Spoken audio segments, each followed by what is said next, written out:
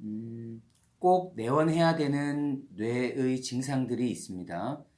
우리 실제로 저희 외래 그리고 뭐 많은 분들이 물어보시는 가장 흔한 질병, 가장 흔한 증상은 두통이 되겠습니다. 두통. 두통은 대부분이 뭐 솔직히 말씀드리면 8, 90% 이상은 두통이 뭐 별로 걱정할 만한 두통은 아닌 경우가 대부분이고요. 제가 좀 이따 말씀드리게 되는 두통 중에서도 특별한 두통들이 있고 어지럼증 중에서도 특별한 어지럼증들이 있습니다. 일반적인 예전부터 있었던 여기가 지끈지끈 아파요, 여기가 쿡쿡쿡쿡 쑤셔요 이런 등의 두통들은 대부분 머리 안쪽 혈관 증상들은 보통 아닌 경우가 훨씬 많고 대부분은 바깥쪽 증상인 경우가 훨씬 많습니다. 머리 바깥쪽에 근육이라든지 이런 근육을 뭐 이제 지배하고 있는 신경이라든지 이런 신경들과 근육과의 관계, 혈관이 확장된다든지 이런 여러 가지 이제 들에 의해서 이제 두통이 발생하게 되는데 이런 두통이나 일반적인 두통이나 어지럼증들은 보통 아닌 경우가 훨씬 많고요. 제가 지금부터 말씀드리는 두통은 아주 위험한 두통이 될 수도 있습니다. 저희가 이제 뭐 드라마에서 아주 많이 보는 증상들이 있습니다. 뭐 아주 우리가 흔하게 보는 드라마 이제 장면 중에 뭐 결혼을 반대하다가 이제 아들이 있고 여기 이제 원치 않는 며느리가 이제 들어올 거야. 들어오는 어떤 이런 상황에서 아들한테 아버지가 이제 이 결혼 반대야 이러면서 이제 아주 심한 호통을 하고 아버지한테 이제 아들이 아 이러면 저는 뭐 집을 나가겠습니다. 뭐 예를 들면 이런 식의 어떤 상황이 있다고 할 때 그럴 때 이제 아버지가 이제 갑자기 뒷목을 딱 잡으면서 탁 쓰러지는 경우가 있습니다. 으악 하는 정도의 두통, 소리를 지를 만한 두통을 이제 야기를 하면서 쓰러지게 되는 정도의 두통이 있습니다.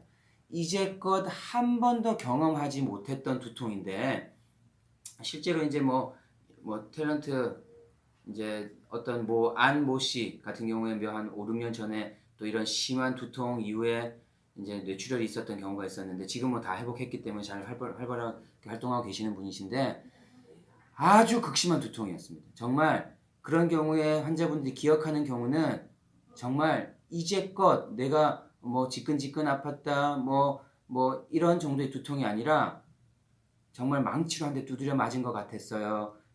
뭔가 여기가 찢어지는 것 같았어요. 라고 표현을 합니다. 아주 그래서 뒷목이 찢어지는 것 같았어요. 란다든지 망치로 맞았는 것 같았어요. 뭐 이런 정도의 두통이면 무조건 병원으로 오셔야 됩니다. 이럴 때는 그냥 걸어오시면 안 되고 119를 불러서 오시는 게 맞습니다. 이게 실제로 이 정도의 극심한 두통이 갑작스럽게 왔다. 이 두통은 뭔가 혈관에 문제가 왔을 경우가 매우 높습니다. 이런 경우에는 오는 중에도 의식이 없어지는 경우가 많기 때문에 꼭 119를 불러서 오셔야 되고 주변 사람한테 119를 불러서 같이 가자고 해야 되는 정도의 두통입니다.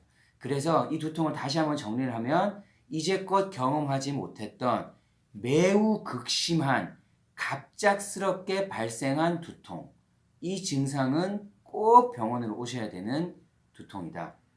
그리고 두 번째 어지럼증인데 어지럼증 중에서도 그냥 이렇게 빙글빙글 돈다. 딱 이렇게 천장을 딱 봤을 때 빙글빙글 돌아요 라고 하는 이런 어지럼증들은 대부분은 8, 90% 이상은 실질적으로 증상은 매우 심하지만 뇌졸중에 의한 증상은 아닌 경우가 많습니다. 8, 90%가 대부분 이제 우리가 보통 이석증이라고 부르거나 아니면 이제 우리 달팽이관 쪽에 뭐 여러 가지 뭐 바이러스 침범이라든지 여러 가지 문제에 의해서 발생하는 이제 우리가 일반적으로 멀미에 가까운 어지럼증이 되겠고 우리 이제 뇌졸중에 가까운 어지럼증들은 실질적으로는 어지럼증은 이렇게 표현이 됩니다. 몸이 똑바로 서지지가 않아요.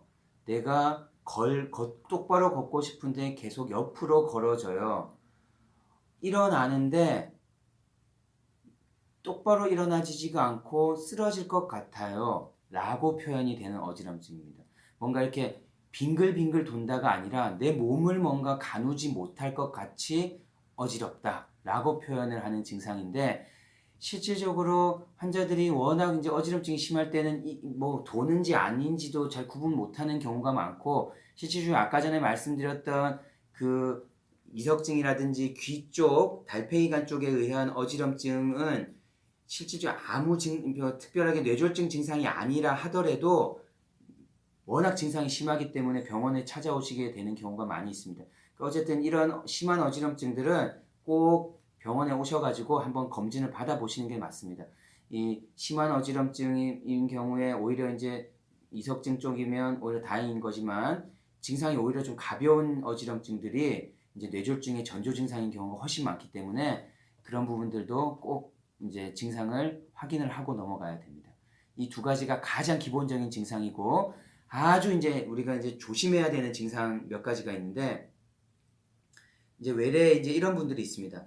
양쪽 손이 좀 힘이 좀 없는 것 같아요. 양쪽 다리가 조금 힘이 없는 것 같아요. 라고 표현하면서 오시는 분들이 있는데 그런 경우는 대부분 뇌졸중 증상은 아닙니다. 뇌졸중 증상은 뭐 거의 95% 이상은 내 몸을 이렇게 딱 반을 쪼개서 몸의 반쪽 증상이 나타납니다. 얼굴부터 팔, 다리까지 몸 전체의 반 전체가 증상이 나타나는 경우가 거의 다 그렇게 나타납니다. 물론 양쪽으로 증상이 나타나는 경우가 있는데 그런 경우는 매우 심한 뇌졸중이거나 우리 숨골 쪽의 뇌졸중인 경우에는 그런 경우가 있지만 그런 경우는 매우 좀 드물고요.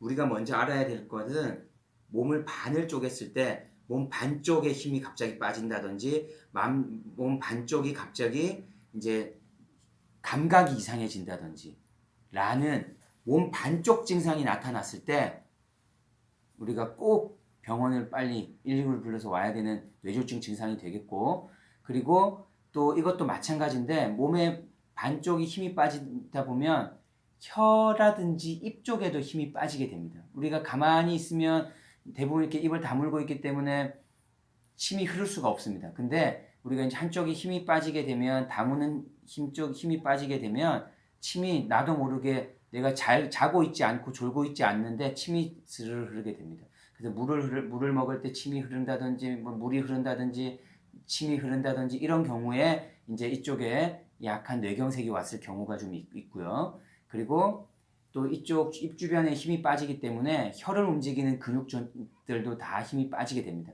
그럼으로써 이제 또 말이 샌다든지 발음이 이상하게 어눌하게 된다든지 그렇게 되는 경우가 많습니다. 그런 것들도 아주 전형적인 뇌졸중의 이제 초기 증상이 되겠습니다. 그래서 제가 지금 쭉 말씀드린 아주 극심한 이제 갑작스러운 두통이라든지 어지럼증, 아까 말씀드렸던 어지럼증, 그리고 이제 내 몸을 반을 쪼개서 나타나는 위압감이라든지 이제 감각 이상이라든지 그리고 입 증상, 침이 흐른다든지 그리고 말이 어눌하다든지 그리고 갑작스럽게 눈이 안 보이는 경우도 아주 드물게는 뇌졸중인 경우도 있긴 있습니다.